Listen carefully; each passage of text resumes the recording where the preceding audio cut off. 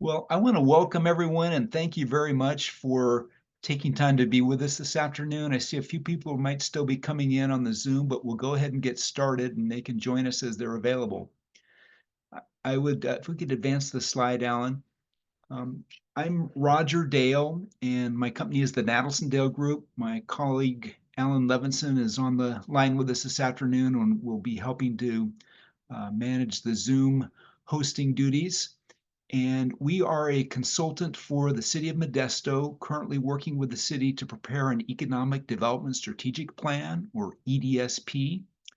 And that is a document that will guide the city's economic development program for the next 5 years or so. And while it is a city level plan, it will connect to a number of important initiatives and partnerships at the regional and even the state levels. This meeting today is part of a series of meetings that we've had for the EDSP to encourage discussion and stakeholder interface on specific topics related to economic development. Today, we're specifically going to focus on state policies and initiatives that have some influence on local economic development conditions. And we're really excited and grateful for the list of panelists that have been so generous to prepare presentations today, and we'll get to those in a moment. We'd like to encourage all of you to stay connected with the city and with this process, and I'm putting a QR code up on the screen that will let you get in the city's notification list for future meetings about this plan, about this process. And I'll put this up again at the end of the meeting. But if you want to take a shot of a screenshot of that, that will put you on the list to be notified of future meetings, of draft reports or plans that come out of this process. And we anticipate that the economic development strategy will be finalized towards the end of the year. We're going to continue with various types of stakeholder outreach. We're also doing a number of market studies to support the plan and to understand the opportunities that Modesto may have for future economic growth and development. And look forward to having all of you who are interested stay in the loop as we move forward. Next slide. So I want to reserve most of our time today for our excellent panelists that, as I mentioned, we are so grateful, and the city is grateful that you have taken time to be with us this afternoon and to share some ideas related to state policies that affect economic development. Our panelists come both from the state government as well as the nonprofit community that interfaces with state policies on a number of levels. And I'll just kind of mention the panelists in the order that we're going to hear from them today, and then I will also say a little more about each one as we get to their individual presentations. So we're going to start with Gurbak Sahota, who is the president and CEO of CalEd, the California Association for Local Economic Development. Then we're going to hear from Dana Ferreira, who is a regulatory analyst for the Modesto Irrigation District and does a lot of work tracking state policies in that capacity. Then we're going to hear from the small business community, Antonio Aguilar, who is the Central and Northern California Outreach Manager for Small Business Majority. And then we've got a couple of presenters who are going to give a team presentation from CalBiz and GoBiz state agencies, and looking forward to hearing about the resources and initiatives that they're working on. And then finally, we will wrap up with Justin Farkas, who is the field representative for State Assembly Member Juan Alanis. And Justin is, I know, as interested as all of you are to hear what the issues are at the level that might connect to the assembly members' priorities and work in the district. Next slide. So I'd like to introduce our first panelist. Gurbak Sahota is the president and CEO of CalEd, the California Association for Local Economic Development. And I think many of you are familiar with CalEd, but if you're not, I'm sure you'll want to be. It's really the leading voice for the economic development profession and community in California. with over 850 members spanning across both the public and private sectors. CalEd provides a tremendous range of resources for cities and counties, private economic development organizations, as well as the broader development and business communities. And among those resources, CalEd is, I would say, the leading tracker of state legislation that has effects or impacts on local business, local economic development, and real estate development. And they do an outstanding job of keeping its membership informed about those issues and engaging the membership to help advocate for business and development-friendly policies where there are opportunities to do so. Very frequently, as a CalEd member, I get notifications right from Gerbax on these topics, including earlier today about a very pending issue that I know she's going to speak about during her presentation. So welcome, Gerbax. Thank you. Thanks for including me. And yes, we are going to talk about some fun and not so fun legislation for this session. So really appreciate the opportunity to be here and to share with you guys some of what we're seeing in the environment. Roger, thank you for the wonderful introduction as well.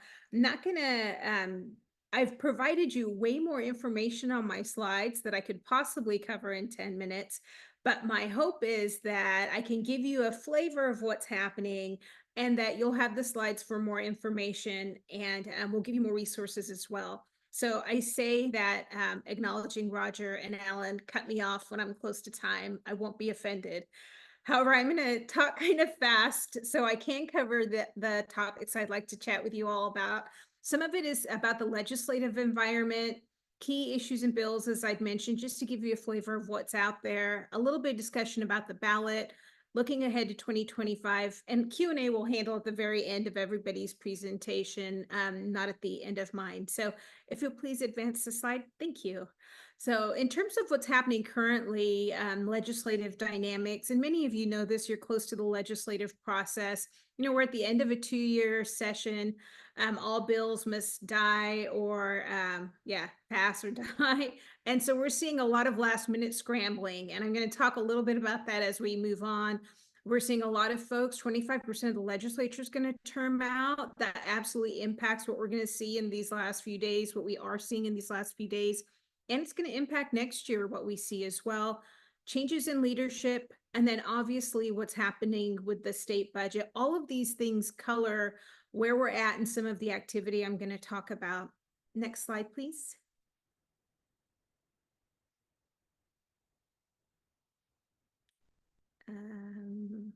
I can keep going as the slides catch up. So I'm going to talk a little bit about the state budget, where, as many of you know, there's a $55 billion deficit. This is right on the heels of such an amazing surplus that we had prior to.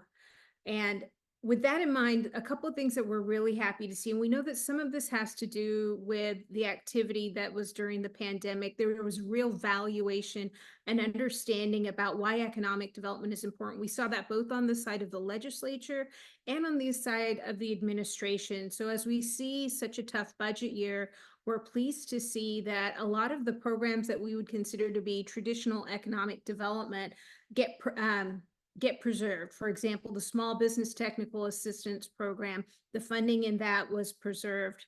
We were also able to see California Competes, which is a traditional incentive program offered at the state level, preserved. Oh, hello, everybody. So, sorry, you can continue, Gerbax. I think the slides got a little stuck. Alan's going to reset it. No problem. And I know I'm covering this quickly again, but you will have the slide deck. You'll get to see the detail of this. Okay. Oh, you got it. Okay. I'm sorry about that. Yeah, I got a little computer froze, but also budget, tax. Are we okay now? Is it?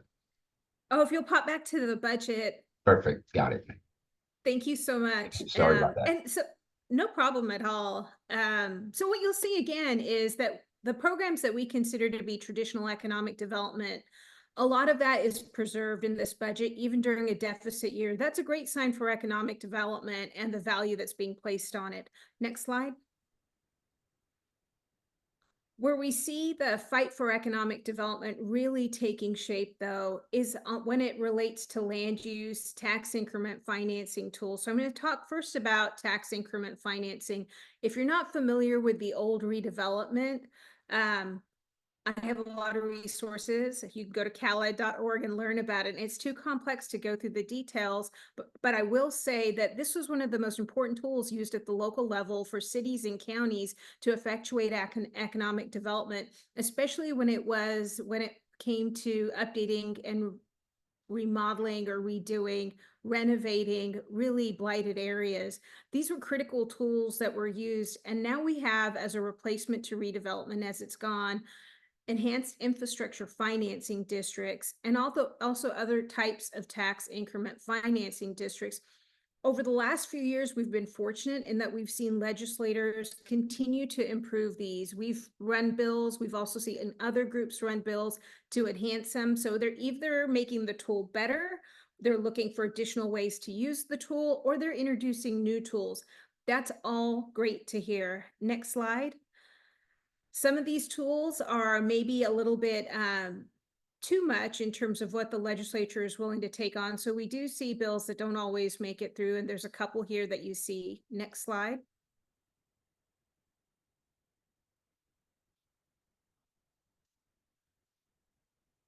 So I'm going to continue talking about land use here. So tax increment financing is an important tool for how local governments can still move projects forward in terms of us doing site assembly as well as investing, whether it's putting in infrastructure so they can support development, redevelopment in their communities.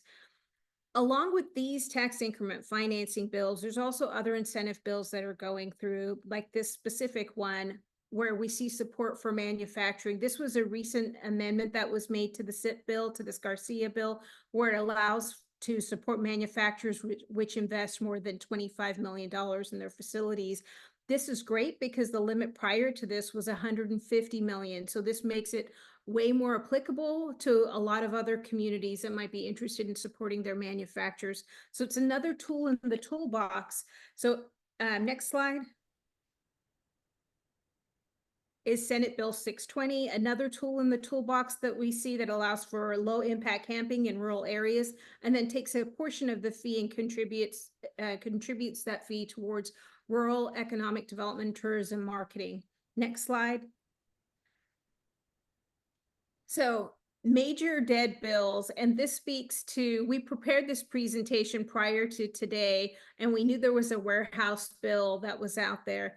So you've heard me talk quite a bit right now about the support for economic development. The flip side to that, or maybe the caveat to that, is that the legislature and the governor himself have certainly made comments about their concerns about what local governments are doing with land use, especially as it relates to affordable housing, as it relates to specific type of developments. Warehouses in particular, Assemblymember Reyes has been very concerned about warehouses and their proximity to sensitive receptors. There's been 3 versions of this bill. Every single one has died because of the overreach and the impact to local economic development and the economy, logistics. So as we were expecting this bill to come forward, it finally dropped today. It's AB 98. This is a bill that's going to have significant impact across the state. If warehouses, distribution centers, logistics is an important part of your economy, this is a bill you need to engage on quickly. There's a broad coalition of opposition from local government to economic development to the business community. The negotiations on this bill pretty much happened in private the last 2 months. There were rumors that this bill was coming out last week. And finally, we see the bill in print today. However, some of the language was leaked over the weekend. So we've shared some of this information with our members. It's also on the website. But this is to say, this is exactly where we are concerned about land use issues. Government currently sees the value in economic development, but then there's a mistrust of local government in terms of how you're using your land. Warehouses, affordable housing, these are places where you're going to see it over and over again as you look at the bills that are making their way through the legislature or being introduced. Next slide. Surplus Land Act, another place where the state is concerned about how local governments are using their land. pretty much saying any land that the cities, counties, or districts or local agencies own that they're trying to dispose of has to go through a process and HCD oversight, so Housing and Community Development Oversight, through the process known as the Surplus Land Act. The challenge here is that it delays projects anywhere from a couple of months to 6 months. And you can imagine what that does to your financing if you're trying to move a project forward. It also does impact your end use. So if you purchased as a jurisdiction a piece of property that you knew was going to be critical for economic development, HCD is now saying you cannot use it for economic development unless you go through this process. And if it turns out that somebody wants to develop affordable housing on it, that takes priority over what your use is. So these are really concerning to us. The fight for economic development and the value of economic development is really happening around the conversations about how are local governments, local agencies using their land. Next slide. This is another example of that. Next slide. State and local tensions over homelessness. I don't know that I need to go super deep into this. You have a lot of information on this slide as well as the next slide, but this is to say that this is coloring a lot of the work that happens in the legislature right now. So if you have a legislature, you have an administration that doesn't trust local government. And for us, local government is the driver of economic development. You guys are the boots on the ground folks that are working with your businesses, that are working with developers, that are trying to advance the economy and create economic opportunity for residents. And if the legislative process is not trusting of the work that you're doing, that really does color the tools at the state level that are available to you. Again, fortunate that we've seen a lot of the traditional tools preserved, but land use continues to be an issue, and your flexibility to use land for the benefit of your residents. Ballot measures, I included this because there's a lot of opportunity in the ballot measures. There's also quite a few ballot measures that are out there. And because we don't have the time to go through them, what I wanted to share with you is that on September 11th, CalEd will have a legislative briefing webinar where we will go into these in way more detail. That webinar is free. I'll share that information with Roger, and then Roger and your team are welcome to share it. Next slide. Looking ahead, we are expecting we'll continue to see state budget challenges, new legislators. I mentioned that earlier. We see already some of the folks that are positioning themselves for the governor's race. And what is that going to mean for legislation? What is that going to mean for what current legislators will let through and go to this governor for signature or veto? And then also, we expect that there'll be a major difference in terms of what the state focuses on based on who wins the presidential election. I don't think I need to add too much context there, but we can talk about that afterwards if needed. Next slide. For those of you that are interested in development financing, we have a real estate summit that we do that talks about these issues, and we can share more information with you on that. Next slide. And that is it. Did I make I know I spoke fast and there's a lot of content, but if there's anything you hear, there is a lot going on at the state level as it relates to economic development legislation. And we will go as deep as you'd like to on these topics. But right now, we just want to give you a flavor of what's happening and what we see. So thank you. Great job. Thank you, Gerbax, and apologize for the glitches on the slides. And I think you can all get a sense of the complexity of the issues that CalEd tracks and why CalEd is such a useful resource for those of us who can't necessarily keep up on all this on our own. And I encourage you to take advantage of those other forums that Gerbax mentioned, and we'll get that information in the chat before we leave today. So next up, we have Dana Ferreira, who is a regulatory analyst for the Modesto Irrigation District. As I mentioned, she, in that capacity, has a lot of interface with state policies and legislation, and would really welcome you, Dana, to talk about what your priorities are at the Modesto level. So thank you very much.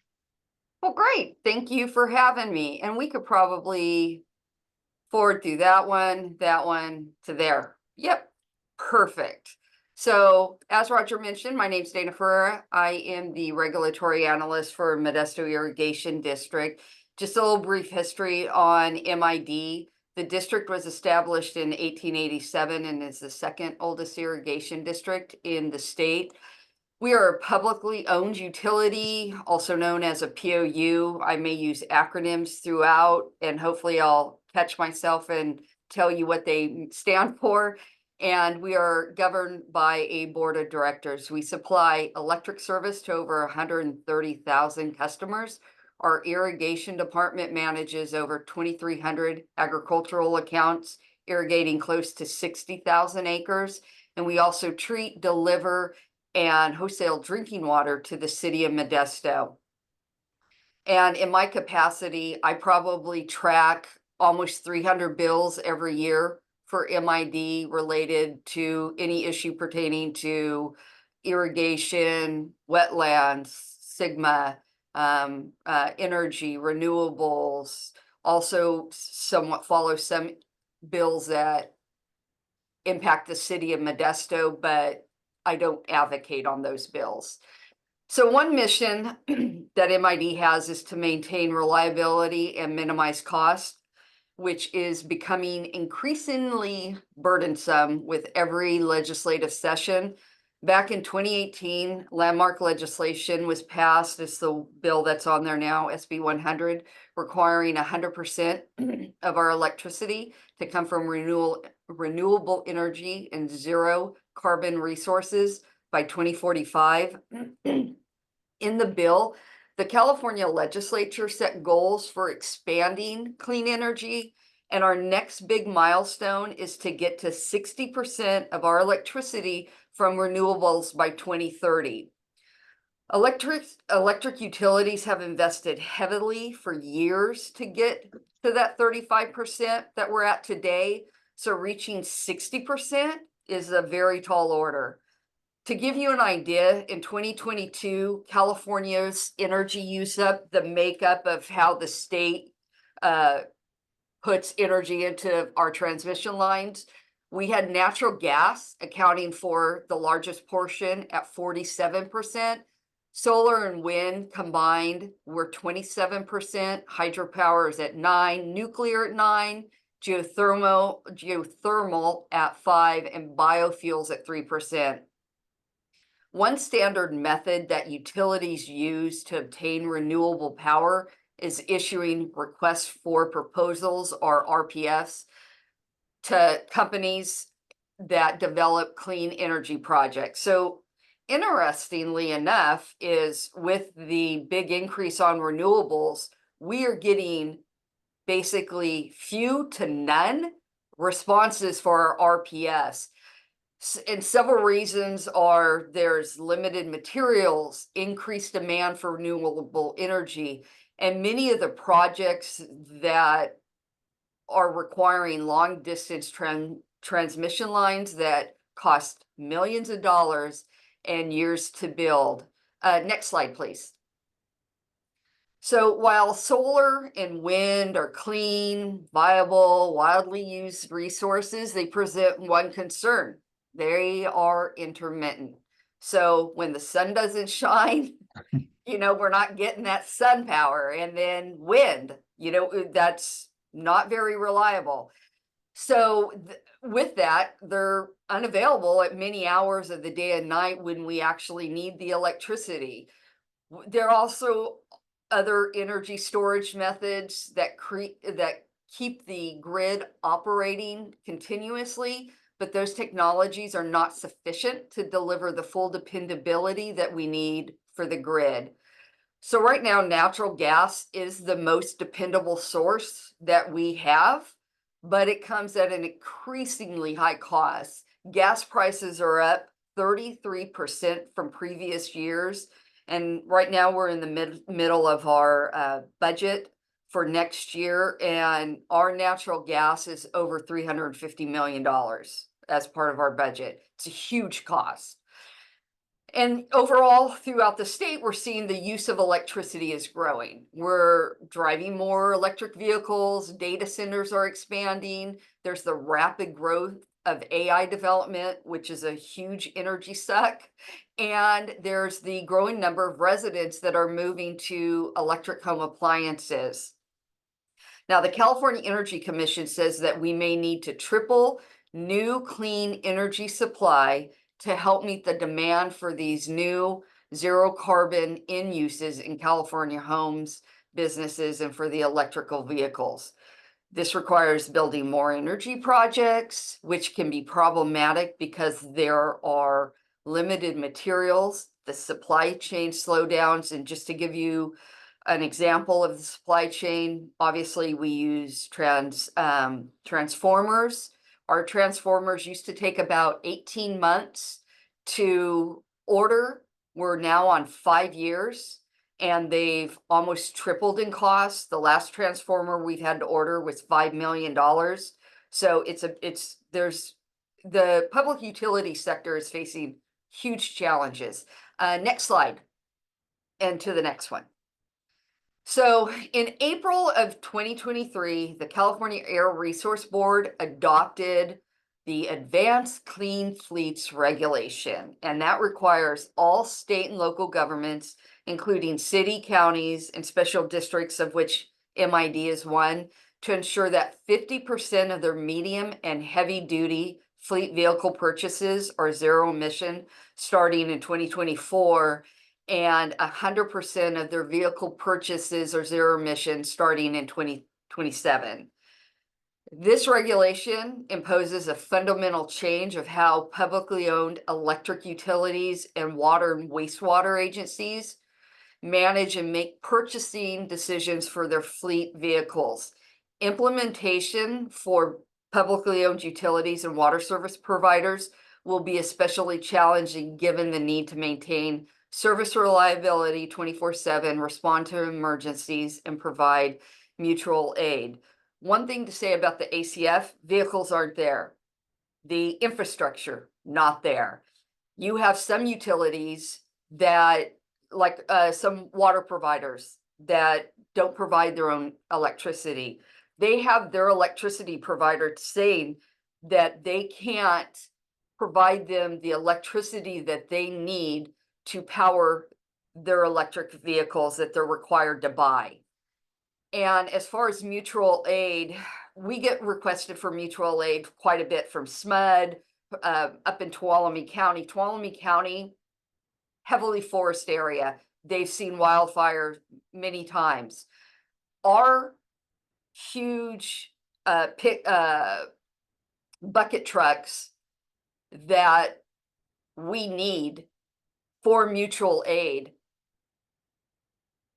if it's 100% electric, requires 4 days to completely charge up again, and we're having to charge them with a gas run generator, which kind of defeats the whole purpose.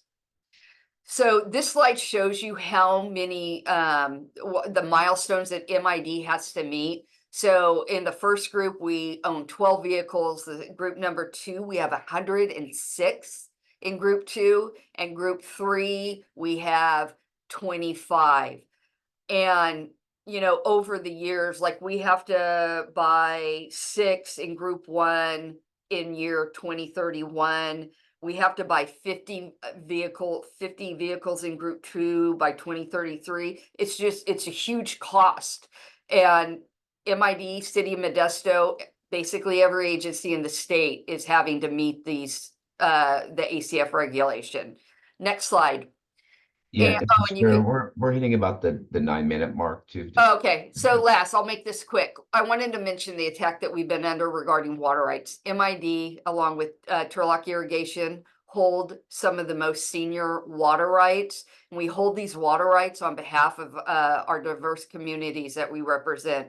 The last 18 months, it has been literally a day-to-day struggle to defend those rights. And there's 2 slides are just some of the bills that we've been working against.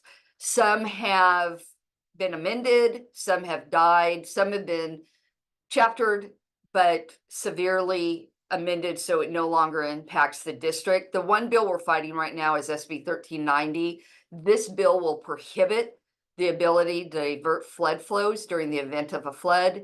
meaning that any area along the Tuolumne River will be subject to flooding, including the city of Modesto. The bill's currently located on the assembly floor. It's very fluid day to day. We're hoping that it is not brought up on the floor, that it dies there, but you know, every day is a new day.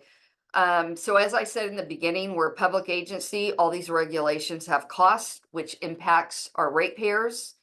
And I just want to thank you for the opportunity to present some of these more recent challenges that MID is up against. Thank you so much, Dana. Another good example of how a broad range of issues that we don't necessarily think of as economic development have a direct impact on how effective communities are and how viable certain types of business and development are at the local level. So I anticipate we'll have some follow-up questions or ideas for you, Dana, those are all very important issues. Next slide. So now we're going to talk more about at the level of small business, and really excited to have with us Antonio Aguilar, who is the Central and Northern California outreach manager for the organization called Small Business Majority. So thank you and welcome, Antonio. Thank you. Thank you for having me, and thank you everyone who's connected today. Next slide, please. My name is Antonio Aguilar, and I'm the Central and Northern California Outreach Manager here at Small Business Majority. Next slide, please. For those of you who are not familiar with Small Business Majority, we are a national small business organization that works to empower America's diverse entrepreneurs to build a thriving and equitable economy. And we do that by engaging with our network of 85,000 small businesses and over 1,500 business and community organizations to help us deliver resources as well as advocate for public policy solutions that are going to promote inclusive and small business growth. Our work is really bolstered by our research as well as our deep connections with the small business community that really enable us to educate stakeholders about some of the key issues that are impacting America's entrepreneurs. Next slide, please. So here are the couple things that I'm going to try to get through today. I do have a few slides, and so I might be speaking pretty quickly as well, but I'll try my best to get through all this information. Next slide, please.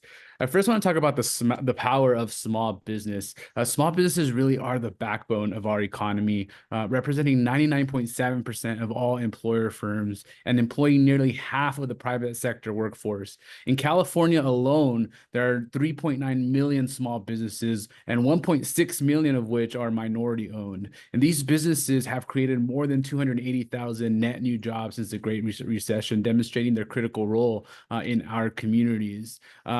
And small business really plays a big impact, especially when we're thinking about economic development. You know, one of the remarkable aspects of small business is their ability to recirculate their revenue within their communities.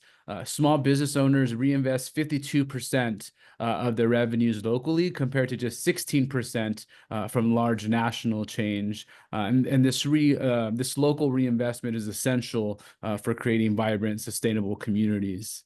Next slide, please. I'm going to get a little bit into the budget. Next slide, please. Starting with the budget at the state level, as mentioned earlier, you know, that we are in a deficit. And, you know, while the 25-26 budget does not include many new investments specifically for entrepreneurs, there are still a lot of opportunities through federal funding initiatives like the Inflation Reduction Act, the Infrastructure Investment Jobs Act, as well as the American Rescue Plan. And many entrepreneurs should remain vigilant in accessing these opportunities to continue fostering local economic growth. But one of those state investments that has been taking place, next slide, please, is through California Jobs First, the California Jobs First initiative. Some of you may have heard of this, referred to as SURF, which is formerly known as the Community Economic Resilience Fund. SURF is now California Jobs First initiative. And this is a state program that's focused on fostering inclusive and sustainable regional economic growth. Now, in the Modesto region, they have the North Valley Thrive Collaborative. Hopefully, some of you are familiar and have even been able to participate in that collaborative, but they are the ones spearheading this initiative for this particular region. So the state investment is spread across 13 regions. And so again, working with the North Valley Thrive Collaborative, you can be part of this initiative, aligning resources and strategies to boost local industries, create quality jobs, enhance workforce development programs, and be sure that we're thinking about small business throughout this process, right? What are we going to do to prepare our small business owners and entrepreneurs to kind of make that jump into this new green economy? Next slide, please. Another one of those federal investments that I mentioned, the American Rescue Plan, approved in 2021. Was 1.9 trillion, its largest federal relief stimulus legislation of its kind. And through this American Rescue Plan, we saw the development of SSBCI 2.0. We know that access to capital remains a significant challenge for many small businesses. And so the State Small Business Credit Initiative, or SSBCI, was created through the American Rescue Plan Act to provide valuable opportunities for businesses to secure financing, specifically minority-owned small businesses, with a 1.2 billion allocated to California CDFIs, which is a community development financial institution, as well as an additional $25 million for capital readiness programs. So technical assistance programs that are available to help business owners become loan ready, so they can begin taking advantage of these loan funds that are available through these financial institutions. Next slide, please. Another big change we could go back one, please, quickly. I just want to talk briefly on Secure 2.0. Secure Act is another significant piece of legislation that was designed to enhance retirement saving options for Americans, building on the original Secure of 2019. And it really aims to increase access to retirement plans for more workers, particularly those who are employed by small businesses, by offering incentives for employers to establish retirement plans, as well as automatically enrolling their employees. There could also be small business tax credits available for small businesses to help them offset the cost of starting and administering retirement plans, including credits for employer contributions. And if you are not aware, there's also Cal Savers available that makes it very easy for employers to ensure that their employees are accessing these retirement plans. Next slide, please. I'm going to talk a little bit about California policy, especially some of those that we've been following pretty closely. Next slide, please. There are several state policies currently being discussed that could significantly impact small business. One of those being AB 3129 by Wood in Sonoma County, Assemblymember Wood, sorry. This is a healthcare system consolidation bill that would give the Attorney General the power to review any transaction to ensure that it is in the best interest of consumers and protects access to affordable and quality healthcare. Now, as private equity and hedge funds buy up more and more healthcare entities, this bill can really support small business owners whose hospitals can be at risk of closure. As you know, oftentimes people have to commute very long distances to access their nearest hospital, and as more and more of these hospitals become consolidated, right, or hospitals continue to close down, and so this would support that. Another one that we're looking at is AB 2123, which is improving access to paid family leave. We are huge proponents of paid family leave for small businesses. And this particular bill would eliminate the requirement for employers or employees to use 2 weeks vacation prior to utilizing or using their paid family leave benefits. I'll talk a little bit more on paid family leave in just a minute. This next bill is one that we've been working on very closely, which is an anti-displacement bill, SB 1103 by Senator Menjivar out of San Fernando Valley. SB 1103 will expand existing translation requirements to commercial leases that are negotiated in a language other than English. So it has to be negotiated in the original language that their application was signed. It also gives commercial tenants greater certainty in planning for common area maintenance fees, or known as CAM fees. It also increases required notice period for legacy small business owners who are facing rent increase or termination of tenancy, giving them the appropriate time to find a new space. Next slide, please. On the horizon, a couple of things that we have coming up that we'll be keeping an eye on next year. SB 1482. This is a predatory lending bill, which empowers small businesses to make informed decisions when they work with brokers, and as well as to report bad actors by establishing a licensing framework, as well as transparency about commercial lending broker offerings. It also closes several loopholes, as well as catalyzes good lending to small business by preventing bad actor financing companies from taking unfair advantage of their competition and of small business customers. Next slide, please. A couple of bills in the healthcare and benefits area. AB4 establishes a program that allows undocumented individuals to purchase healthcare coverage through our state-based health exchange through Cover California. Also AB 518, which is another paid family leave bill for chosen family. This allows employees to use PFL, or paid family leave wage replacement benefits, when caring for a designated person who is a member of their chosen or extended family. So it doesn't necessarily just have to be your spouse, your children, parents, right? Oftentimes we know that we have family that is more than that we consider family. So this allows employees to choose who that designated person is. Next slide, please. I'm going to talk briefly about taxpayer deception as well as public banking, and then I'll share some additional resources. Thank you. Taxpayer Deception Act, also known as the Taxpayer Protection and Government Accountability Act. We've already seen hundreds of community organizations and local governments opposed of this. And we may see it appear on the ballot in November 26th. But the Taxpayer Protection and Government Accountability Act might sound appealing, but it is a little bit misleading. What it actually does is it tends to undermine the ability of local governments and communities to respond to critical needs by restricting their revenue-raising abilities. And again, there's been already lots of opposition because it's not necessarily about accountability, but more so handcuffing our communities and making it very difficult to fund essential public services that millions of Californians rely on. There's also a dangerous retroactive provision, which is a concerning aspect of this act. This retroactive clause would retroactively nullify over 250 state and local funding measures that have been passed back since January of 2022. And thank you to Gerbax, who spoke earlier, for your leadership on the Taxpayer Deception Act. And we definitely look forward to working with Cal Ed and the folks on the call when this ballot measure is brought back in. Just a little on public banking, which can be another unique opportunity for communities. This concept of public banking is really gaining a lot of traction here in California, with several cities and counties already competing to establish the first municipal public bank. This could be a very valuable resource for cities like Modesto, as well as for small business owners in Modesto, providing them lower interest loans and keeping public money invested locally.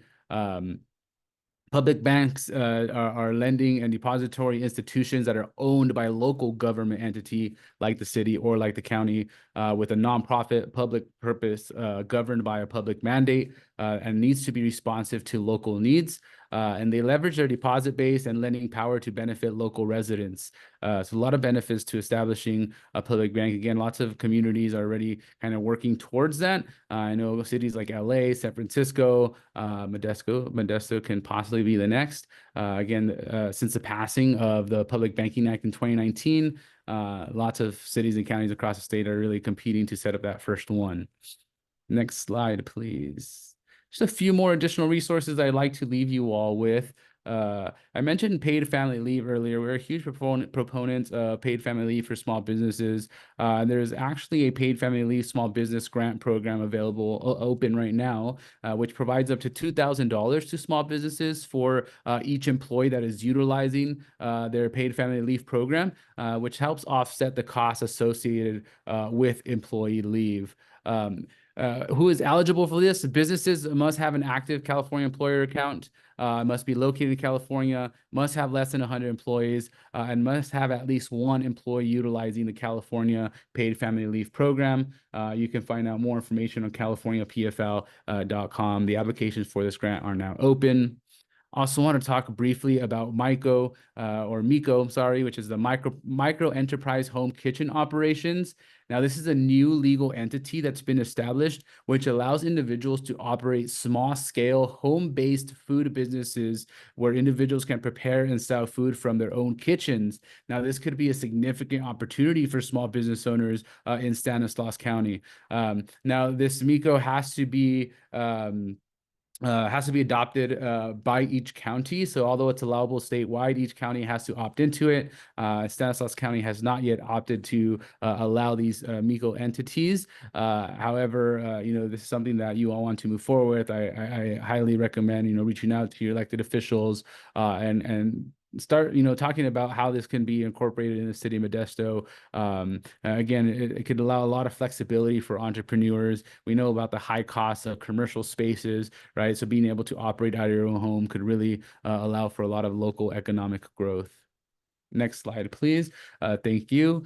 Just want to share a little bit about our California Council. I mentioned our role as when it comes to policy and advocacy.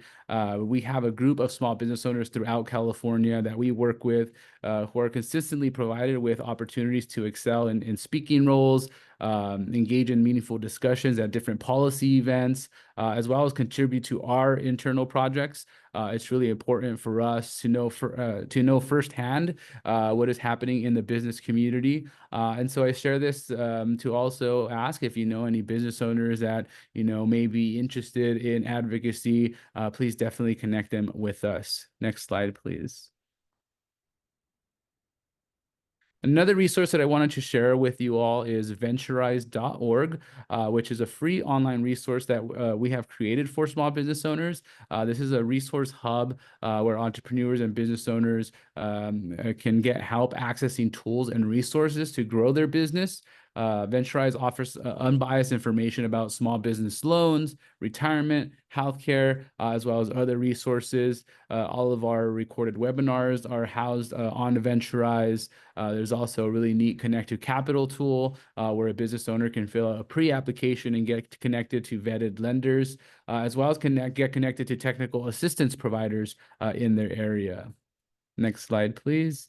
Just please remember to stay in touch with Small Business Majority. This QR code will actually connect you to our newsletter if you're interested in signing in or signing up for our newsletter to stay up to date with recent news, surveys, any research projects that we share out, as well as any educational events that we will be hosting. And yeah, connect with us on social media. We're on Facebook, X, and Instagram, and also happy to connect with any of you offline. I will share my email in the chat as well. Thank you all so much. Excellent presentation. Thank you so much, Antonio. We'll look forward to connecting more with Small Business Majority as we work ahead in this process. Okay, next up, we have two representatives from the state of California, Tiffany Luke and Dana Stroud. Tiffany is the Central Valley Regional Business Development Specialist for CalBiz, or California Business Investment Services. And then Dana is the Central California Regional Manager for GoBiz, the Governor's Office business resource. So thank you and welcome. And they're going to kind of give a back-to-back presentation, and I believe Dana is going to go first. So welcome, Dana. Oh, good afternoon. Thanks, Roger. It's nice to see you all. I'm Dana Stroud. I'm with the Governor's Office of Business and Economic Development. And my apologies. I'm hoping that you can hear me okay. I am parked on the side of a road in Livermore today as I was up here for a meeting. And so I hope everybody can hear okay, and we can go ahead and advance. Next slide, please. Sure.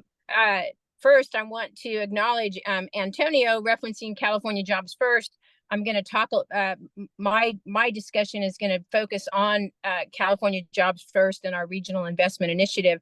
But I also want to just add to Antonio's note, particularly around small business. GoBiz has multiple units, and we do have our Cal OSBA unit, or what we know as our Office of Small Business Advocate, that also provides some resources, many resources actually, for small businesses around California. And they've got regional contacts throughout the state as well, certainly covering the North San Joaquin Valley area. And we would encourage you to visit our Cal OSBA site and subscribe to their newsletter for updates on those small business opportunities and grants and or initiatives that are overseen by our Cal OSBA team. So, and then Antonio led us into California Jobs First. So let's go ahead and move forward. This is really, we're coming up on almost a 3-year next month. It's a 3-year anniversary of the legislation being signed that launched what we did know as SERF, our Community Economic Resilience Fund, that we now discuss and talk about as our Regional Investment Initiative. And that is all going to fall under our California Jobs First effort. So here we are talking about our Regional Investment Initiative, community-led, climate-forward economy here in California. Next slide. I want to talk just a little bit about the initiative. We're going to talk a little bit about what it's doing and some of the work that's happening already and what you can expect for what's next. So let's go next. Our Regional Investment Initiative was really intended to, as we indicated, build that equitable and sustainable economy, but also to really encourage the regions as defined in the initiative to come together and start to collaborate on economic development opportunities in ways that perhaps haven't previously been seen throughout the state. We know that there are some regions around there that have been very effective at collaboration. I will add that the North Valley Thrive, that is covering what we call the North San Joaquin Valley region, that includes San Joaquin, Stanislaus, and Merced counties. Prior to this initiative kicking off, the communication and or collaboration between those 3 counties was a little light, you might say. And so under this initiative, there's been significant movement around a tri-county regional effort as a result of this initiative launching throughout the state of California. And we're seeing that actually across the region and across the state, where within the region, they are figuring out ways to collaborate and ways to help build capacity to support respective economic development work. This is a slide that indicates the 13 regions as we defined them through the Regional Investment Initiative. You all, as we noted, you're in the North San Joaquin Valley. Next slide. Here's how the funding came about. Originally, it was a $600 million investment that was made by the state legislature. Each of the regions received $5 million for planning phase. And then each of the 13 regions received an additional $14 million for their catalyst phase. And we'll talk about that in a second. There is now going to be, as a result of some budget changes, we'll have about $135 million through our implementation phase, which implementation is going to start to roll out after the first of the calendar year, and it'll be spread out in some tranches of funding.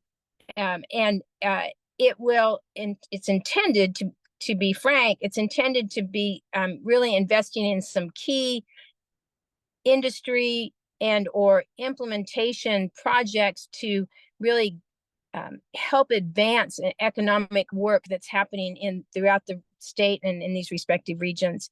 And then we also have a special carve-out tribal investment initiative of $15 million.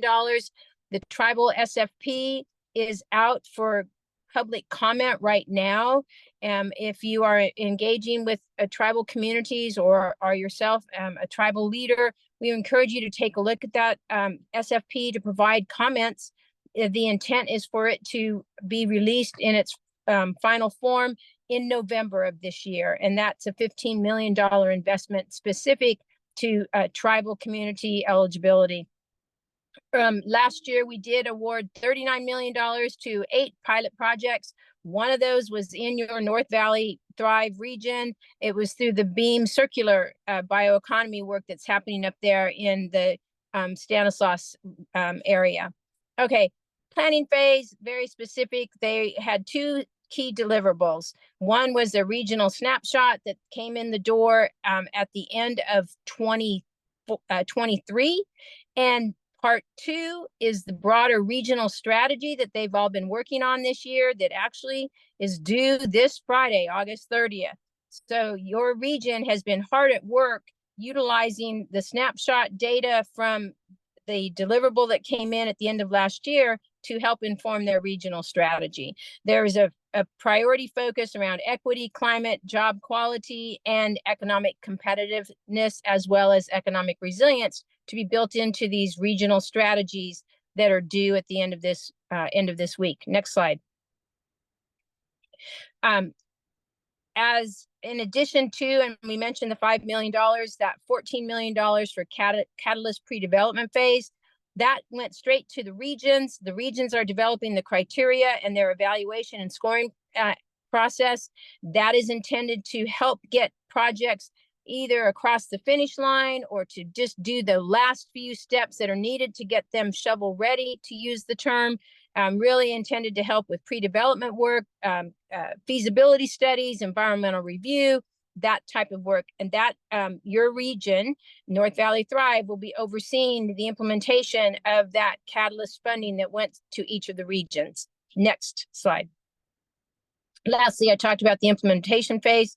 One thing to note, and you'll see it on this, a future slide, the implementation phase SFP is probably now, a change that has been made just recently, will probably now be released after the first of the calendar year. So probably early part of 2025. That's a change in the program that is just now happening. The announcement is just about ready to be made. And the reason for the change is twofold. You've got the regions that have been working hard on their regional strategies due on Friday. And you've got the regions that have been hard at work in getting the criteria and all of the Catalyst project requirements in place. So we wanted to listen to the regions. We heard from the regions. There was a lot on their plate. So we're pushing out the implementation SFP until after the first of the year. Please watch for a formal announcement with dates on that. Next, please. We mentioned equity, climate, job quality. Next. We talked about the pilot projects. As I mentioned, one was in your region. So that was the BEAM initiative. And that was part of the $39 million that was awarded earlier in 2023. Next. Tribal investment, we've got 15 million. Next. I referenced to this just so you can see a mapping exercise of what this initiative is intended to do. So we've got the planning phase that is happening. You've got the catalyst phase that is helping to get developed projects up off the ground. And then these two boxes right here that talk about the implementation phase, that's the 135 million that we talk about.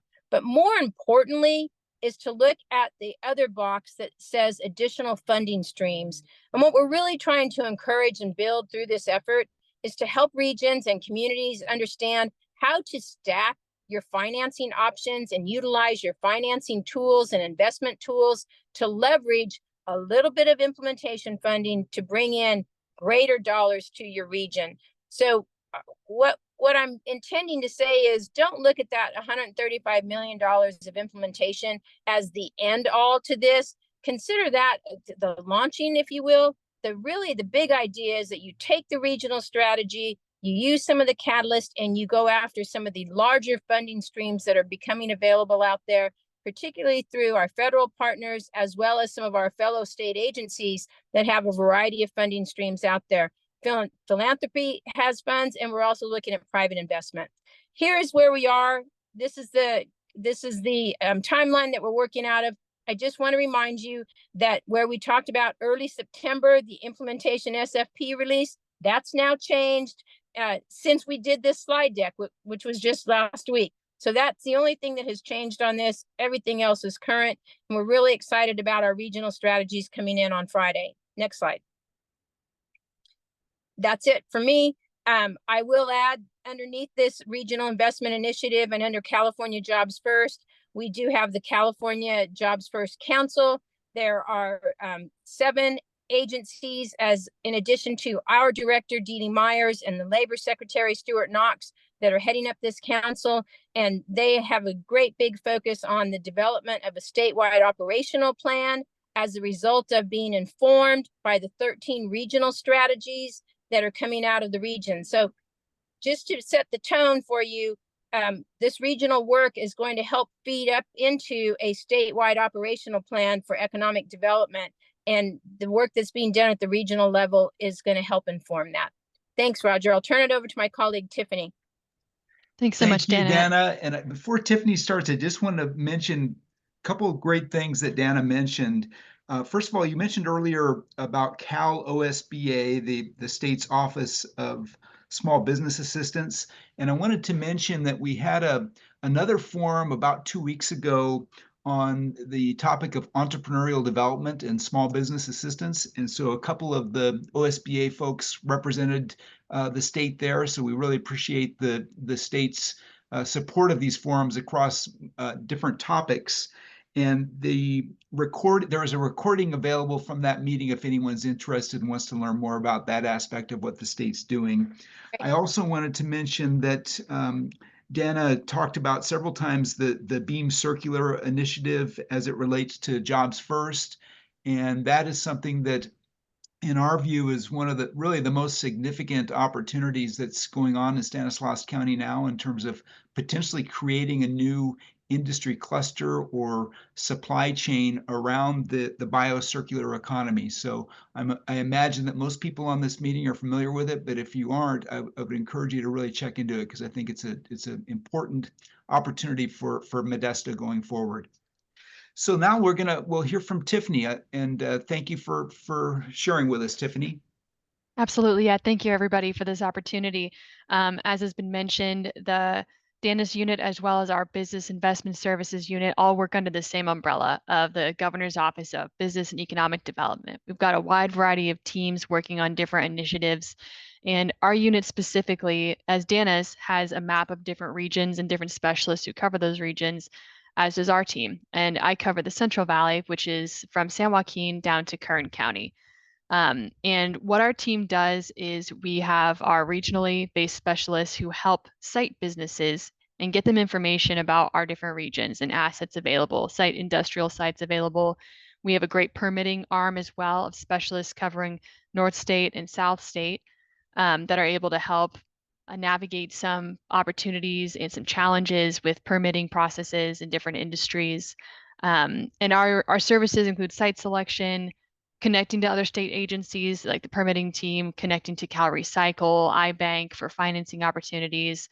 And the goal of our department really is to bring business here and then help create jobs by expanding and retaining those businesses in our regions, which we do through a variety of tax credits and other incentives targeted towards job creation.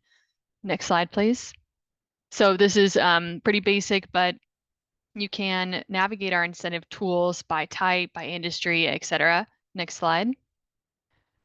Another interesting feature and a great tool, depending on your industry and your business type, is a grants portal. So not only do we have tax incentives tied to different milestones of job creation, we've also got this tool that helps you search for grants. Many are available through the California Energy Commission, for example. You can search by your business type, by your different, the funding type you're looking for in the timeline. Next slide.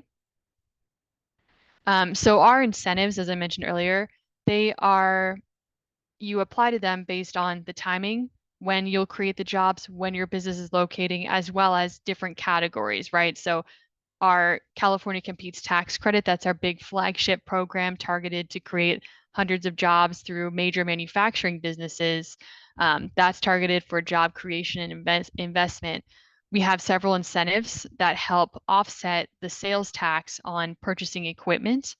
We have employment training and hiring incentives through our partners at Employment Training Panel through homeless hiring tax credit. And finally, again, those financing incentives that can help close some gaps that are needed for businesses.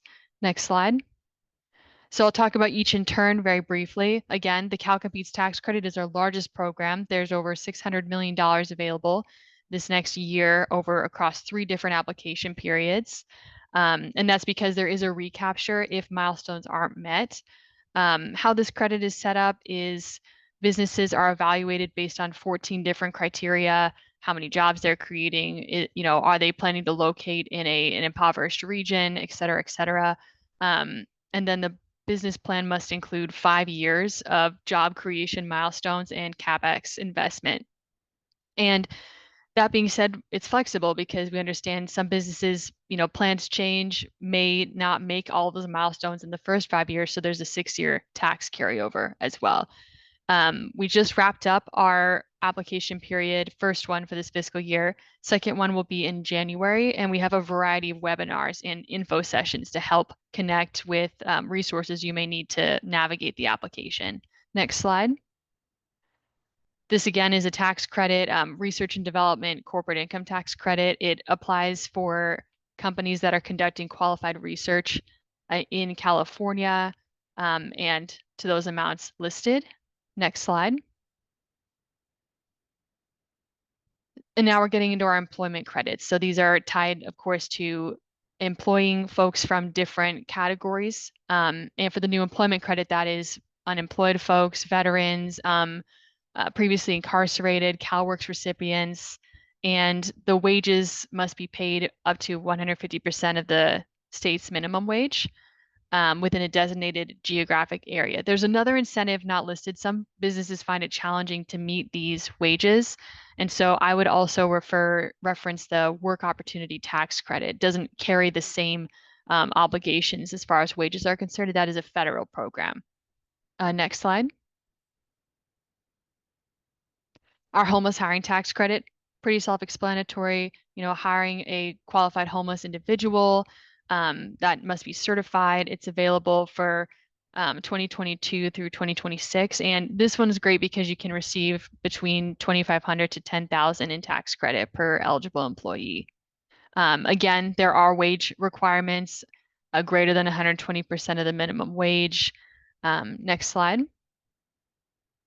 And then this is on to our equipment purchasing tax exemption. So the partial sales and use tax exemption applies to only part of the state sales tax rate. So that's about 4% off of the state tax rate, which is over 7%.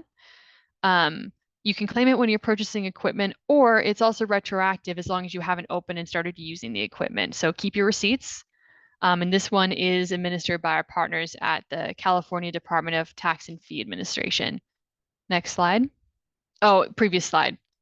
Something quick to note is the Get It in Writing program. If you want to make sure that your business would qualify before you purchase equipment, you want to make sure that you're going to get this benefit, we do have a Get It in Writing program and administered by the CDTFA, so that it basically certifies, yes, these expenses would qualify for this exemption. Next slide.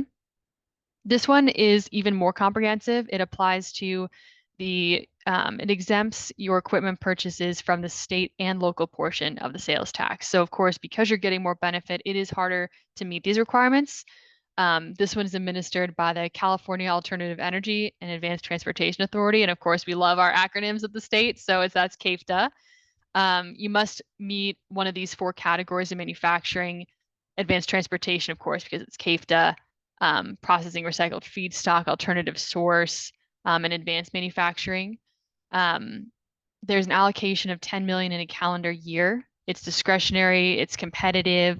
The program, whereas the previous program is non-competitive, this program is allocated 115 million annually, and there is a bucket for smaller projects of 2 million or less.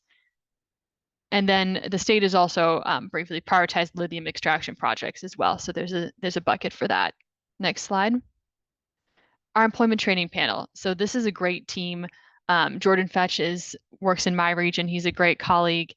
What this is a training reimbursement for training programs run by employers for new employees who are upskilling those employees. I don't believe it's just new employees, pardon me, but it's for upskilling. It's not for your basic HR training, but it's for any sort of upskilling. There's a cap for 600,000 for a single employer contract, which is when let's say one manufacturer gets these matched funds to train 200 employees on arc welding, for example. But then you can also exceed this through a critical proposal, which you would apply competitively to be presented to the ETP. They would, decide whether to allocate that or not. There are also multi-employer contracts. Those are a bit easier entry. The ETP team is great. They're very interactive. They're easy to work with. They are very prolific at their jobs and getting businesses signed up. But if you want an even easier process, you can join an existing contract with the employment training panel through a service provider in your region that's already administering these programs. So it makes it a bit easier. And there are certain priority industries in goods movement, healthcare, agriculture, that carry a higher fixed fee reimbursement rate. Next slide. We've got great business incentive guides that help detail all of this information available at the link, or I'd be happy to follow up with you if you have any questions. Next slide. Again, Dana had a great point about signing up for Cal OSBA, and we've got other links here to signing up for COVID updates, the international newsletter, federal grants list. You can follow us on Twitter and other platforms. Next slide. Businesses are able to connect to us via our portal to ask, they're looking to site somewhere, they want to know more about our different incentive programs, and if they submit through this portal, they'll be connected to the appropriate regional specialist. Next slide. And there's my contact information. Happy to take any questions you may have. Great. Thank you so much, Tiffany, and also Dana. We really appreciate the state's participation in this meeting today. And to wrap us up, let's go to our final presenter, is Justin Farkas. And I wanted to mention that Assemblymember Juan Alanis very much supports what the city of Modesto is doing in terms of economic development. And we reached out to him initially to see if he might be able to join us today. As many of you know, this is a very busy time of year for the legislature, and he just was not able to be here in person, but very graciously is having Justin Farkas, his field representative, offer some comments from his office today. So welcome, Justin. Well, good afternoon. Can everyone hear me okay? Yeah, you sure can. Perfect. Thank you. Awesome. Well, good afternoon, Roger and everyone, City of Modesto, Justin Farkas. And I have the pleasure of representing Assemblyman Juan Alanis, who represents many, if not all of us here today, in the state legislature, in the lower house in the California State Assembly. And Roger, I just want to thank you for pointing out that it is crunch week this week in the legislature. Dana, I'm sure, and everyone here who works in a lot of these policy assignments are really crunching down. I think it's around 800 bills we're going to be hearing, about 170 per day. And from last I heard, they're definitely going to be working on Saturday this week too, which is something they were trying to avoid. So it's very much crunch time in the legislature. With that being said, we have been really working hard for our local businesses, for the trades, and for a variety of groups here in the state of California, but really in our district that need help, whether it's growing or sustaining their business, or maybe even starting a new one. So in the world of economic development, we're talking about two things, right? Economy and developing that economy, seeing it grow, seeing it thrive, varying by region and circumstances. And we, as a legislature, have some degree of responsibility to ensure that good policy is being put in place so that we have a thriving and growing environment.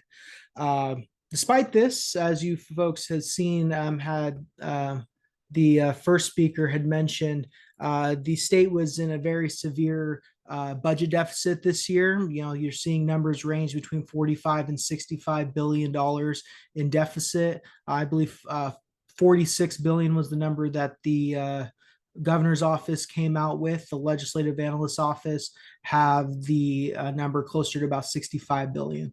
With that being said, we did see severe cuts in the legislature, in the budget for this year, $16 billion worth of budget cuts and tax increases. So not only we're spending less, we're looking to, the state and the governor is looking to increase revenues in that route.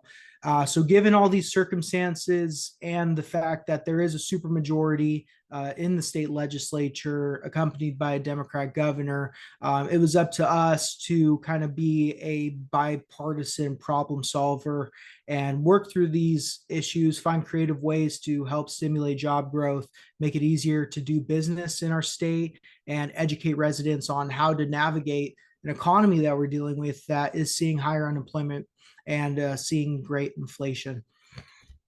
So kind of going over those 3 bullet points I brought up to you guys. First, discussing the stimulation of job growth. How do we continue to build upon great job growth that we had seen up into the pandemic, and then after the pandemic, seeing it kind of all, not after the pandemic, but intra-pandemic, seeing things start to swing back into normalcy. We know that there are great jobs out there. We know that, especially in the trades, we really know that there's a very high desire for an expanded workforce in the trades. Think your sheet metal workers, construction, even in food workers, right?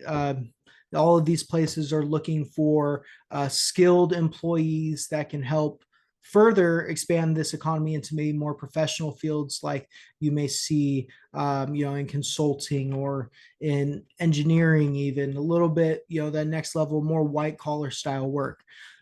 So with that being said, we've really been laying into expanding this workforce, and we've been doing that by looking to the next generation to help build that in rapid pace. So we've been really focused this year specifically on passing legislation in the world of career technical education. We actually, our first bill this year was Assembly Bill 1796, and that was our first bill signed by Governor Newsom this year. That bill will require parental notification for career technical education courses provided on the campus that your child is enrolled in. It's going to come with their handbook and everything else. We found this to be incredibly important because one thing we learned, as we approached this career technical education expansion, is what's missing. And from a lot of it, it just seems like it's awareness. The city of Modesto, Modesto City Schools specifically in their high schools provide absorbent amount of career technical education, everything from entrepreneurship courses for young kids. You've seen things like that at Downey High School, where they're actually providing free tax return help each year during tax season. That's really something exciting to see. So you're seeing that white collar side of it, but if you're looking more into that blue collar, skilled, work with your hands labor, Downey High School has a great construction program looking at the designing and building of single family residences. You can see it right out there if you're going down Coffee Road. I was at a big rivalry with Downey. I went to Modesto High, so I try not to give them too much props, but they have a great program going on over there. At Modesto High, they have an ag welding program and other small motors, these different kinds of mechanical programs that could be great for a broad group of kids, not just your ag kids who are also in the FFA and showing fair, but they could be expanded further to kids who never knew that they had a knack for these type of programs. So that's one thing that we're really working hard on. As I mentioned, that was our first bill signed by the governor. We did have another bill that addressing career technical education, Assembly Bill 1927. Unfortunately, that bill was held in appropriations. It expanded the Golden State Teacher Grant Program to career technical education instructors. However, with the budget deficit, the expansion of current programs and creation of new ones just really wasn't going to fly this year. But we're going to hold on to that as the budget changes. As you know, California has a tendency to have a very far swinging budget. We're all constantly in large surpluses or deficits. So we'll definitely keep that one in our pocket for the next time around when we see more fruitful budget year. Next, going into making it easier to do business. And one of the things that we're hearing about more than anything, and really has been the top priority of the Assemblyman, has been the retail theft issue. So how do we go about fixing this issue that is plaguing businesses large and small. I've been on a number of tours with the assemblyman. We've heard, shrink numbers. That's a number that you might get here thrown a lot with some of the ballot measures and things. Shrink effectively means loss due to lost or stolen product. You're seeing it in the millions in stores here in Modesto by the millions of dollars, exceeding, coming close to 8 figures. And that's not okay. It's not okay. It's really hurting our businesses. It's hurting the people who want to build businesses because it's making things more expensive on top of the massive inflation that we're already seeing in the state of California. With that being said, the assemblyman was able to get his second bill signed just last week. If you follow us on social media, you may have seen Assembly Bill 1972. He actually did a brief engagement with the governor on this at a Home Depot over in San Jose. And you may have seen those pictures go out. This was one bill among 10 in a retail theft package that addresses many of the concerns and issues faced by businesses across the state of California. So we're talking, now the Assemblyman's bill in specific would span the CHP's Organized Retail Theft Task Force to include cargo and railroad police. But there were others that included, greater but greater sentences for repeat thieves and organized thieves. It also made it easier to prosecute individuals who were jumping from county to county, because that was an issue that our district attorneys were seeing, that if they were stealing, $949, which is the threshold before it becomes grand theft, and Stanislaus County, then they'd run up to San Joaquin County, steal another 949, and jump around because this system allowed that to work. So pass some legislation there that would help fix that issue. Last year, actually one of the first and large, heavy hitter bills that we worked on, Assembly Bill 335. Now, this bill was also held in committee, in Appropriations Committee last year. However, because of the work of the assemblyman and the relationships he was able to build with his law enforcement background and his deep desire to address this issue, he was able to contact the Little Hoover Commission to effectively run the exact same study that was intended through Assembly Bill 335. So had the bill passed, the state of California would have put up the money for the Little Hoover Commission to run this 2-year study showing the effects of retail theft across the state of California. However, the assemblyman was able to work outside of the building with the Little Hoover Commission, who allotted themselves, made some room in their budget to hold out this study. So I think it's going to be a really great opportunity. I believe that study picked up this year. It's going to be a great opportunity to see, now that it started this year, the changes that we may face now that this new legislation has passed this year, along with some of the ballot proposition, one of the ballot propositions you may have heard that is really trying to address the problems of retail theft. Moving forward, lastly, talking about how we educate people on navigating themselves through this economy. It's educating them on personal finance and financial literacy, something that we've really been focused on. So we have sent to the governor's desk Assembly Bill 1871. That bill adopts a personal financial literacy course of study for grades 7 through 12 as a social science. So really excited to see that. Hopefully it gives opportunities to engage in electives and things from a young age. And even going further on that, we co-authored a bill with Assemblyman Kevin McCarty, not to be confused with Kevin McCarthy, the former Speaker of the House and Congress. Kevin McCarty, based out of Sacramento, his bill, Assembly Bill 2927, would make it a requirement for high school graduation to take at least one of these personal financial literacy courses for a semester during your enrollment at said high school.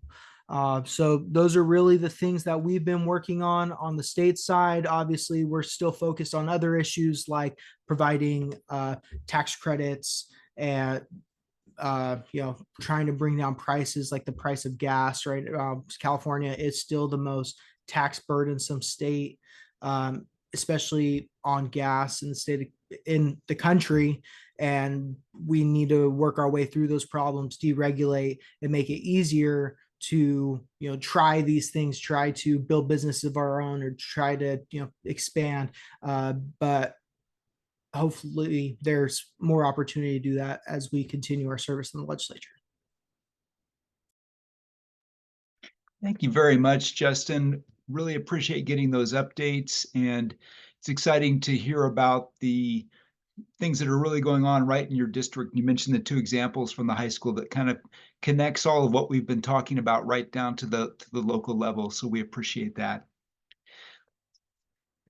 We'd like to move now and use the rest of our meeting as an opportunity for the full group to interact. And what I'm going to ask you to do is, if you would like to participate, everyone is muted who came into the meeting. If you'd like to speak, would ask you to raise your hand, or as appropriate, you can just unmute yourself and begin speaking. Also, if you'd prefer, you can use the chat in Zoom and type in comments or questions there, and Alan and I will monitor those and make sure that everyone's comments get noted. We thought we'd just talk about a few things, and we're not necessarily going to go down this list in order. I just wanted to give you some food for thought about the types of things we might share during this next half hour or so. I'd be interested to know if there are other state policy issues of interest to the business community and local governments. I think our panelists have done a pretty comprehensive job of covering these topics, but if there are others on the meeting that might have had other things you'd like to add to the agenda as far as policy issues at the state level that impact your business or other local government agencies, would be glad to discuss those briefly this afternoon. And I'm also very interested to know about the level of local awareness and utilization of the types of state level resources, for example, that Tiffany and Dana mentioned, as well as Small Business Majority. These are some excellent resources for the local community, and I'm just interested to know from the ground level how much awareness there is in the business community and how well utilized these things are. And really asking that question with the intent of the next question, which is, how can the city of Modesto and other partners at the local level maybe better position the community to take advantage of those resources, leverage those resources as part of its economic development strategy? And then also would welcome any follow-up questions anyone might have for our panelists. Brought up a lot of information. We gave them kind of a strict time limit today, so I know that they've each probably got plenty more that they could have said, and this is an opportunity to follow up and get some of those details. And certainly would also welcome the panelists themselves. If you'd like to share ideas or ask questions of the fellow panelists, would welcome that at this point too. So I'll open it up and welcome any discussion from anyone. And again, want to thank our tremendous panelists for the presentations this afternoon, and look forward to connecting with all of you as we move forward and prepare a strategy that the city will implement that will take advantage of the resources that are available through these partners. So let's hear what others might have to say.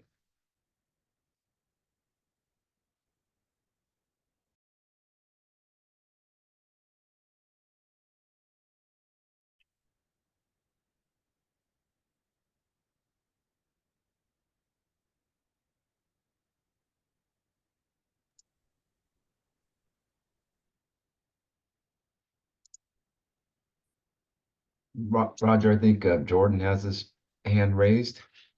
Yes, Jordan, do you want to unmute yourself, and you can go right ahead? Thank you. Yeah, so thank you. My name is Jordan Caballero with the Monterey Bay Apex Accelerator. We actually should be called the Central California because Stanislaus County and Modesto is part of our coverage area as well. And we help local small businesses navigate government contracting.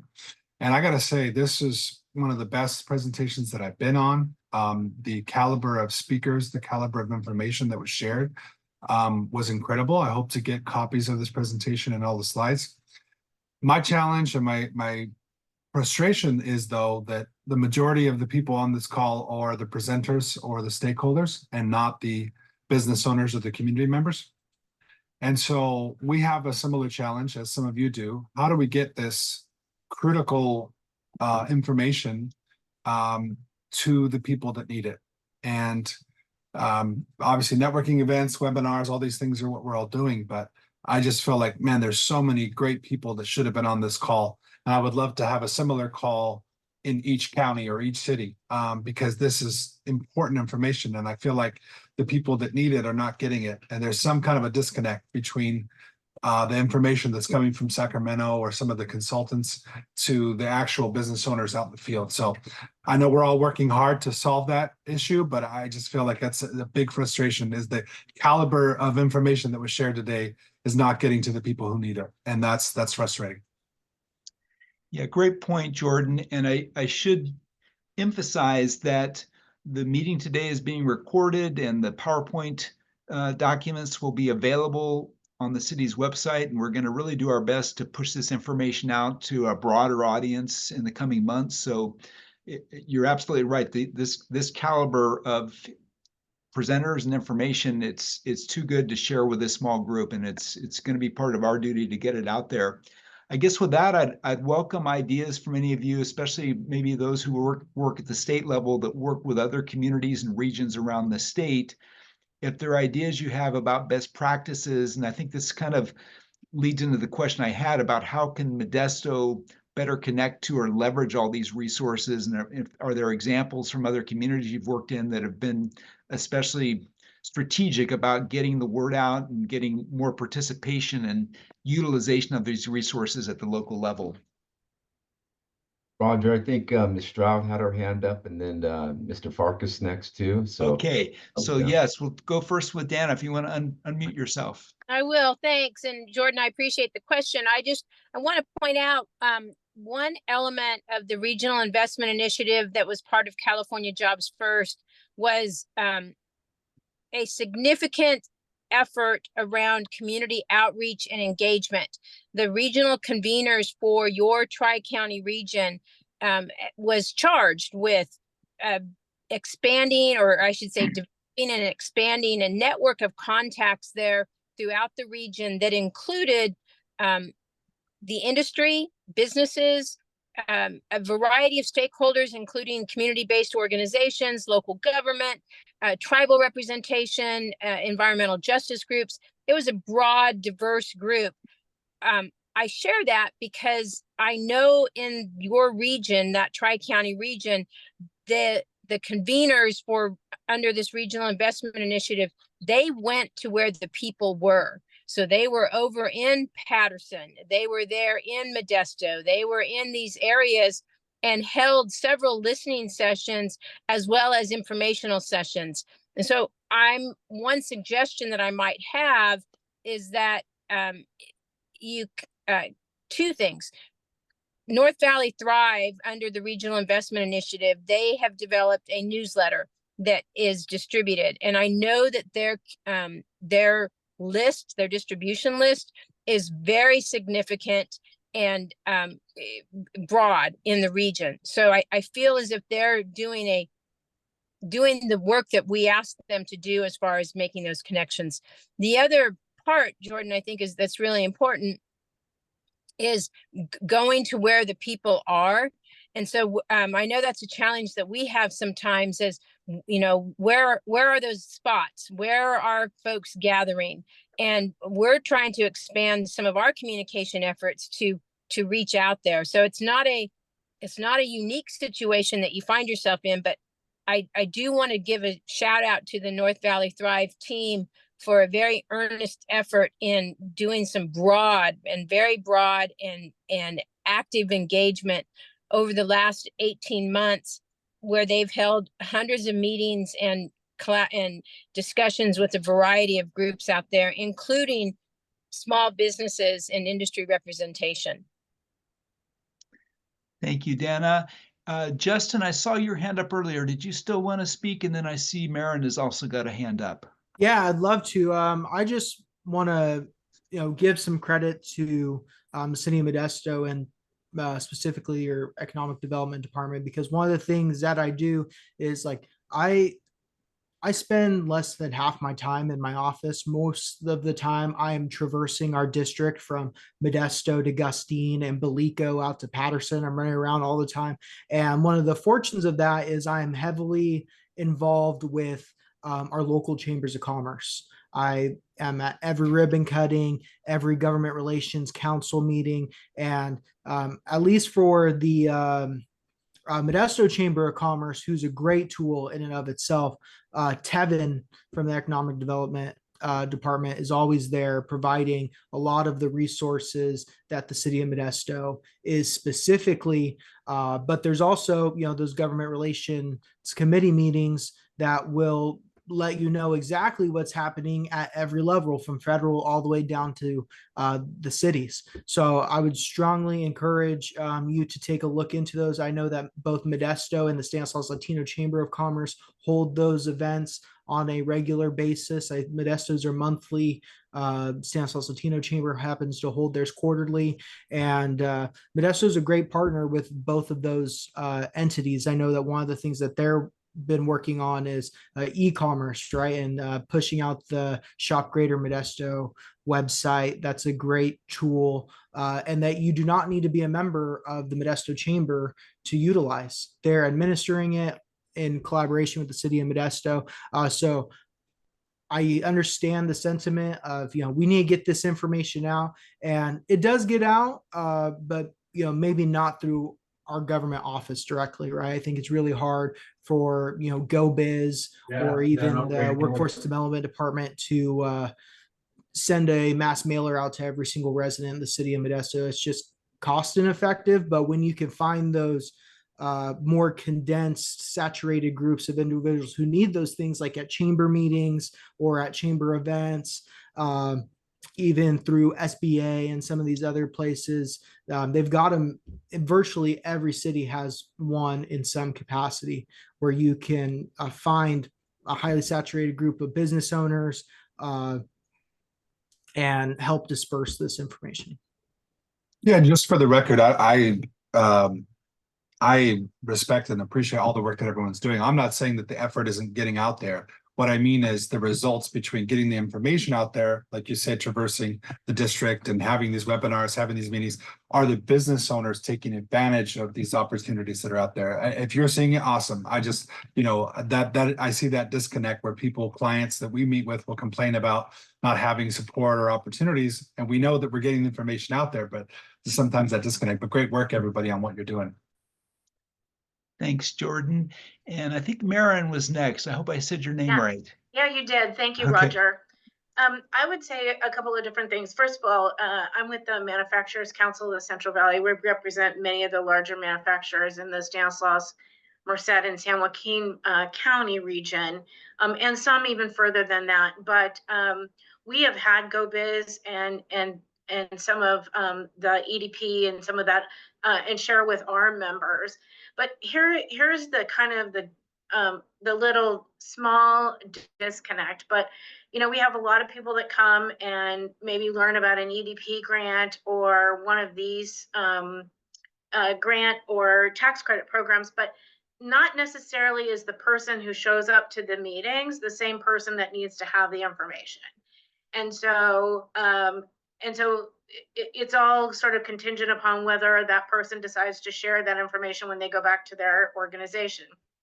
But having done economic development for the city of Turlock for 15 years, I will tell you that the greatest benefit is to make sure that you have your economic development strategies in place, meaning that you've got very customer-centered processes. You have anybody who wants to do a project or an addition or an expansion or relocation, whatever, you do pre-development meetings, and then you wrap these services and offer these services to those people that are in the room, because those are also the same people that are going to write the checks for the processes, who also understand how to file for the tax credits. They're the same people that, in terms of permitting, understand what the advanced clean fleet may need in their air district regulations may need for them. And so it's an opportunity for economic development staff to take all this information and turn it into white glove service to those people that are in companies that are actually doing expansion projects or relocation projects or retooling projects or whatever it may be. And you make it, you make the planning permit process a one-stop shop with a pre-development meeting with everybody sitting in the same room.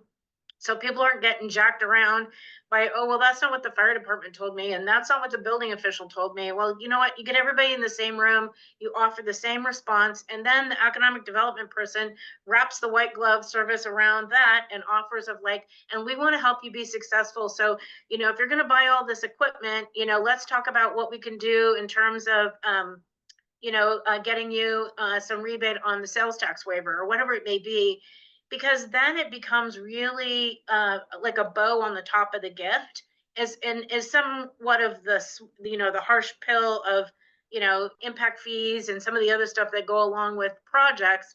It actually helps sort of smooth that, and it really does come across as a very customer centered approach, that you really come across as a partner in their development as opposed to a regulator. So, I think in terms of trying to make this as Modesto centered as possible, I think you got to look at it from the customer perspective. So if one of my members comes in, whether it's a Frito-Lay or a Crystal Creamery or a Gallo, and they've got a project, white glove service is probably a good idea, since they're also the source of your greatest source of traded sector jobs.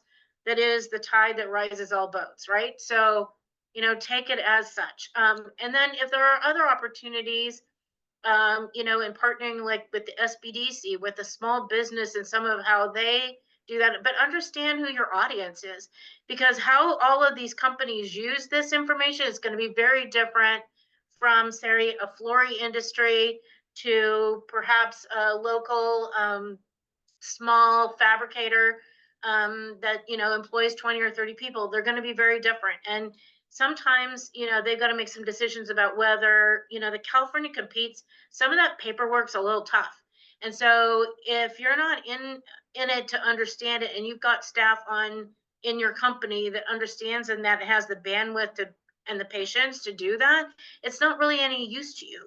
And so, really, and don't, so you shouldn't be peddling stuff that is way beyond a company or organization's capacity to actually be successful at, because shoving them more information at them is not helpful. But to understand what that looks like. And so, what a local mom and pop business may be more inclined to use resources that may be free to them, like through the SBDC, on how to develop a really or pivot their business plan so that they can access SBA financing or something out of Success Capital or whatever to help them grow. And then with the marketing plan, what they need is really going to be very different than what Gallo needs.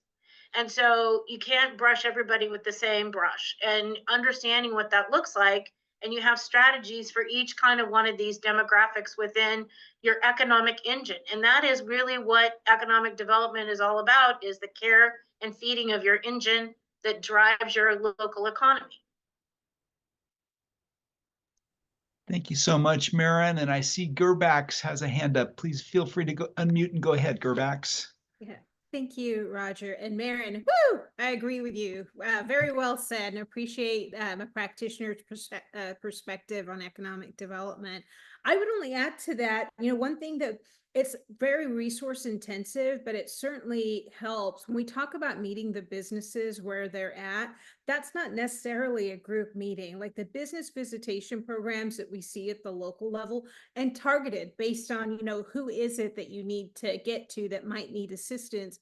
Critically important, whether you're partnering with your commercial brokers to find out oh, this business is looking at moving, or we know this space is going to be empty, having partners that give you that heads up so you can go in and meet with those businesses. But just solid economic development, boots on the ground kind of work. And to Marin's point, making sure what you're bringing to them is specific based on what they've identified or shared that their need is. But you're not the only one visiting those businesses. So to be able to partner with, and we did this with the utilities, and we haven't done it recently, but like with PG&E and SoCal Edison, they have their groups that are meeting with businesses all the time. They're individuals who have their own clients, large users that they're supposed to be connecting with.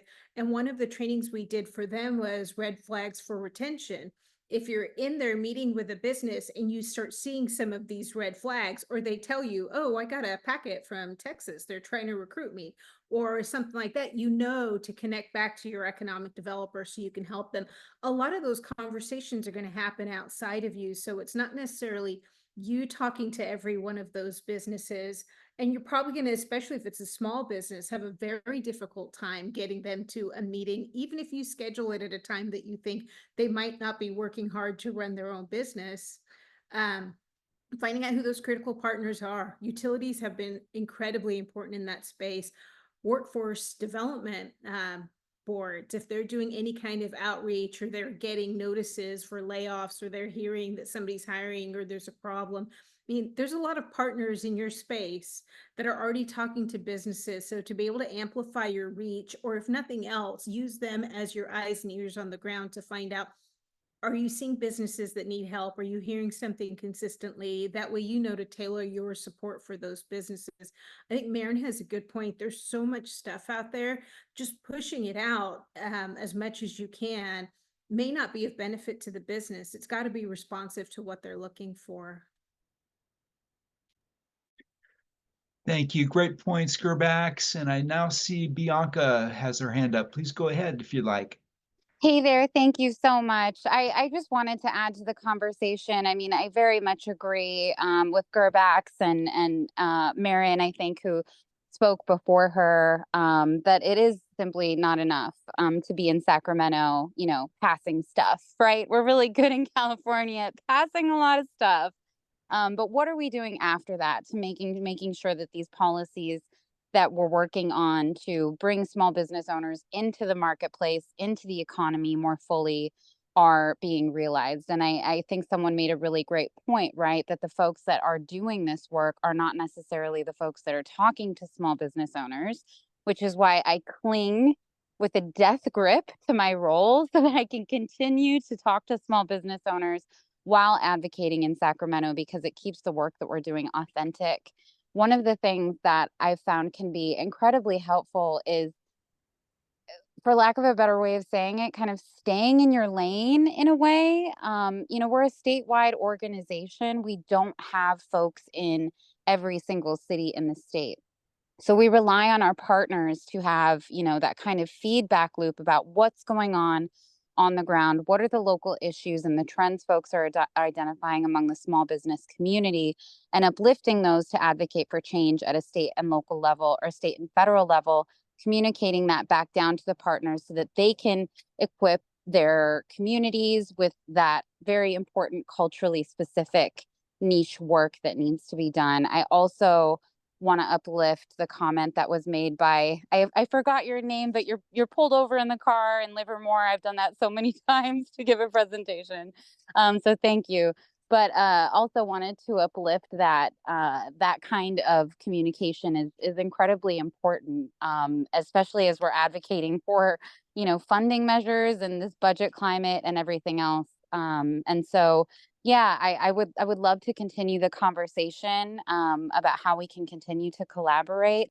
But I think you know, many of us kind of focusing on what we're good at, communicating that, and making sure that the implementation piece is there from the policy level is also incredibly important. Thank you, Bianca. Really appreciate the work you're doing. Just about to the end of our time we have allocated this afternoon. Does anyone else have any other comments or questions for anyone else on the meeting? Can I just add that I think this is a great exercise, and the city of Modesto is doing some really fabulous work about building their economic development department and staff, and their much more customer-centered processes. And I think this is part of that, and I just want to give a shout out to them that they're doing a great job. Thank you, Maren. I know the city appreciates that, and that's been my observation as well, that the city is really doing a great job and to elevate its economic development presence. And we also know that there are a number of regional initiatives going on, like North Valley Thrive that was mentioned today. And the city is very serious about really connecting to those and taking advantage of that opportunity at the regional level and kind of bringing it down to where Modesto can have its niche and really thrive within that regional system. And Roger, and we're involved, the Manufacturers Council is involved both in the Beam Circular Leadership Council as well as the Stanislaus 2030 and the initiatives around lifting manufacturing up as part of that strategy. So we're happy to have the city of Modesto kind of coming alongside and working in their space, but in a collaborative parallel, lane. Thank you. Alan, if we could go to our last slide. So I'm going to just put up again the web link and the QR code for the city's notification list. I suspect most of the people who are on this meeting are already in the loop, but please do so if you haven't already. You'll keep notified about future meetings. I also wanted to put in a plug for the final of our 4 forums. It happens to be tomorrow afternoon from 3 to 5, and would invite any of you who might be interested to jump on that meeting as well. That meeting is going to focus on placemaking and urban design and zoning issues. I think it was brought up in a number of the presentations today that really at the local level, land use decisions are there's a great overlap between economic development and land use planning and policies that affect land use and development.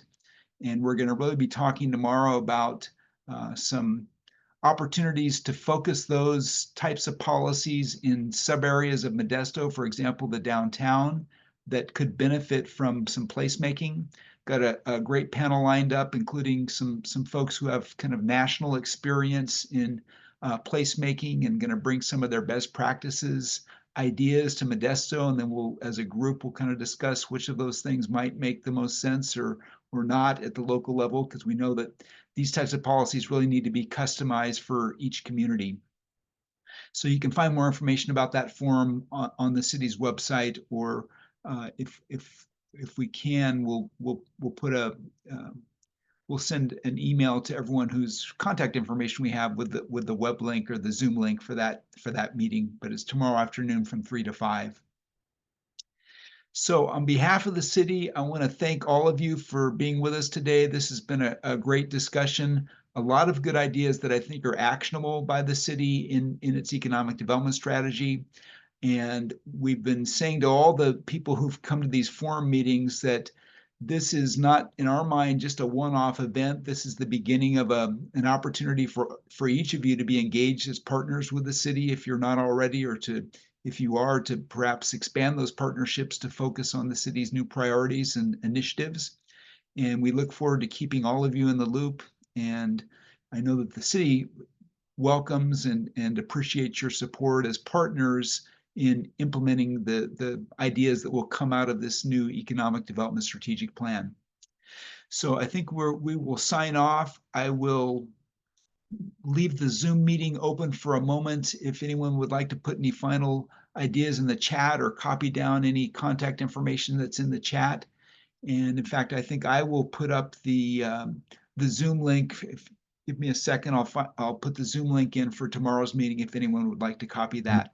Roger, looks like maybe Bianca has one last question. Yes, thank you, Bianca. Go right ahead. I don't want to be that person that keeps people on task, so I was just going to share what for those folks that wanted to stay on, but did want to plug 2 items for folks to consider. Antonio discussed AB 3129. That's our healthcare consolidation bill. That is currently on the assembly floor. And when it passes, fingers crossed, we'll be advocating at the governor's office to get that across the finish line.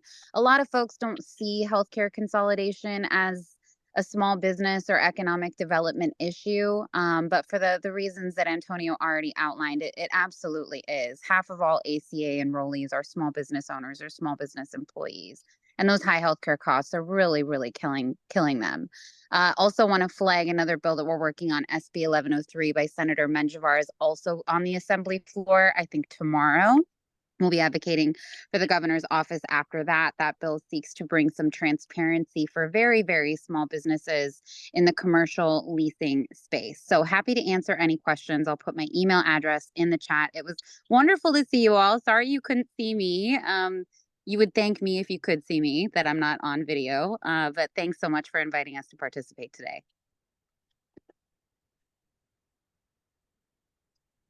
Thank you, Bianca. And I did just put in the Zoom link for the meeting tomorrow afternoon at 3. It's the forum on placemaking, and would welcome any of you to jump on that. I think you'll find it interesting, and of course would welcome you to jump in on the group discussion after the presentations from the panelists.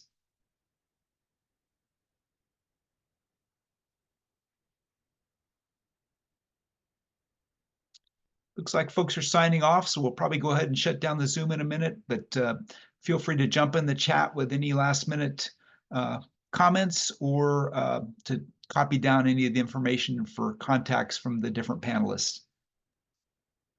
Have a great night, everyone. Thanks so much for being here.